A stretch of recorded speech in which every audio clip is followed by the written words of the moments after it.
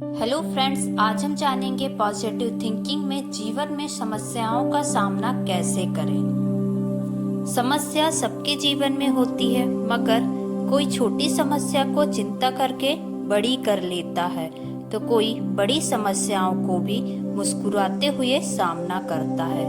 प्रश्न समस्या होने या ना होने का नहीं है, वरना प्रश्न समस्याओं का प्रचार करने का है। आप विश्वास करके कुछ लोगों के साथ अपनी समस्या बांट देते हैं और उनसे कहते हैं कि किसी को बताना मत। बिना देर किए वो आपकी समस्या को ढेर सारे अन्य लोगों को बताते हैं और कहते हैं किसी को बताना मत। यह कारवा बढ़ता चला जाता है। मुझे लगता है कि जब भी हम किसी बात के लिए यह लाइन प्रयोग में लाते हैं, वही बात सबसे तेजी से फैलती है। अक्सर हम समस्या बांटने के लिए गलत लोगों का चुनाव करते हैं। ऑफिस में बॉस के साथ तनाव होता है तो हम सहकर्मी के ऊपर विश्वास करके उससे कह देते हैं और धीरे से वह बात फिर बॉस तक पहुंच जाती है। पत्नी अपने पति, सास ससुर आदि से हुए तनाव की चर्चा सहेलियों से करती है और सहेलियां पूरे शहर में फैला देती हैं। जीवन में यदि मुश्किलें हैं, तनाव है, समस्या है तो सीधा उन पर कार्य कीजिए। अपने जीवन में ऐसे गुरु या मेंटर रखिए जिनके व्यक्तित्व की गरिमा और चरित्र पर आपको भरोसा हो। उनके साथ समस्या बांट सकते हैं, मगर वह भी छाट छाट कर। समस्या कितनी भी बड़ी क्यों ना हो, उसे हल करने के लिए संभावनाओं पर ईमानदार चिंतन कीजिए।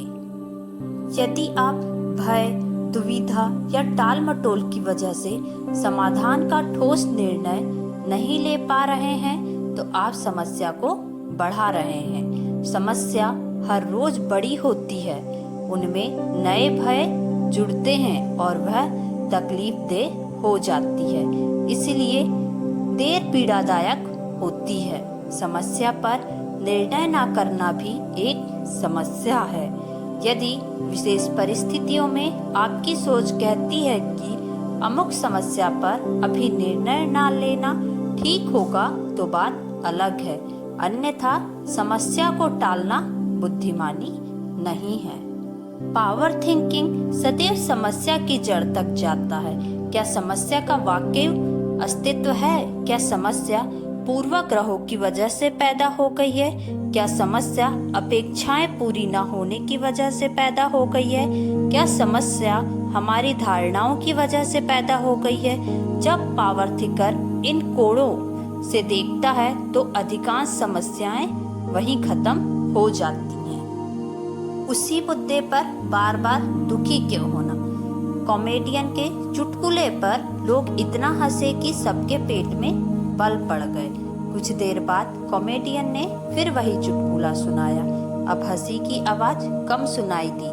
कुछ देर बाद फिर कॉमेडियन ने वही चुटकुला सुनाया। अब बहुत कम लोग हंसे। कुछ देर बाद फिर वही चुटकुला सुनाया और कोई भी नहीं हंसा।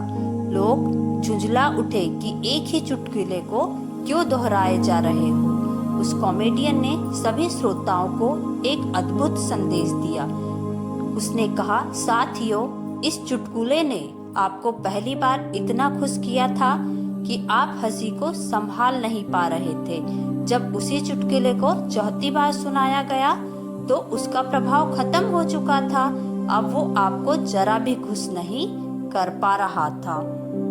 जब खुशी वाली बात भी आपको बार बार खुश नहीं कर पाती है तो जिंदगी के वही दुख आपको बार बार दुखी क्यों करते हैं? जब खुशी की बात का प्रभाव कुछ देर के बाद शून्य हो जाता है तो दुखी करने वाली यादों के प्रभाव को आप कुछ देर के बाद शून्य क्यों नहीं कर देते? क्यों उनसे बार बार दुखी होते हैं? साथियों, हमारी शक्ति एक समस्या मुक्त जीवन पैदा करने की बजाय इस बात में लगनी चाहिए कि जब भी हमें समस्याएं घेर कर प्रभावित करने की कोशिश करें तो हम कितनी जल्दी उबर पाते हैं। अपनी समस्याएं हर किसी के साथ मत बांटिए। कोई मीठा बोल रहा है या सहानुभूति दिखा रहा है तो इसका अर्थ यह नहीं है कि वह आपका शुभ चिंतक है। इसका यही पावर सूत्र है कि जीना है तो नियम तोड़ो। मैं इस वीडियो के माध्यम से आपको यही बताना चाहती हूँ कि जीवन में समस्याओं का सामना कैसे करें।